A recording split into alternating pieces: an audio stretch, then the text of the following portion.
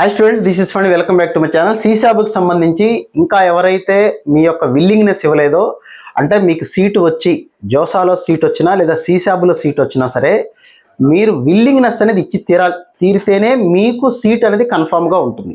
అంటే ఫ్లోట్ కానీ, స్లైడ్ కానీ, ఫ్రీజ్ కానీ, ఈ మూడు ఆప్షన్స్ పెట్టుకోవడానికి టైం అనేది ఇవాళ నైట్ 10 o'clock వరకు ఎక్స్టెండ్ చేశారు. యాక్చువల్గా ఈవినింగ్ 5 o'clock వరకు అన్నారు, కానీ టైం 10 o'clock వరకు ఎక్స్టెండ్ చేశారు. ఇంకా ఎవరైనా డౌట్గా ఉన్నట్లయితే లేదా మర్చిపోయి ఉన్నట్లయితే గుర్తుపెట్టుకోండి, ఇవాళ నైట్ 10 o'clock లోపల మీరు విల్లింగ్నెస్ ఇచ్చి తీరాలి.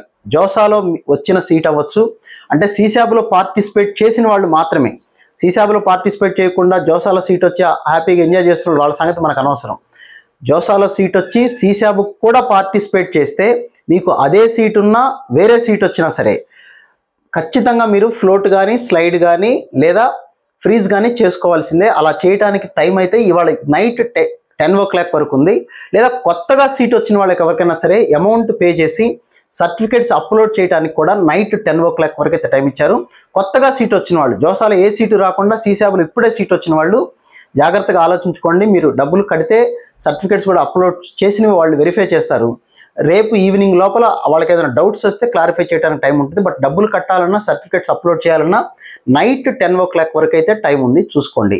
వాళ్ళకి ఏదైనా డౌట్ వస్తే ఆ డౌట్ క్వారీ అంటారు, ఆ క్వారీకి మీరు ఆన్సర్ చేయడానికి అయితే రేపు ఈవినింగ్ 5 o'clock వరకు అయితే టైం ఉంది. So wish you all good luck guys.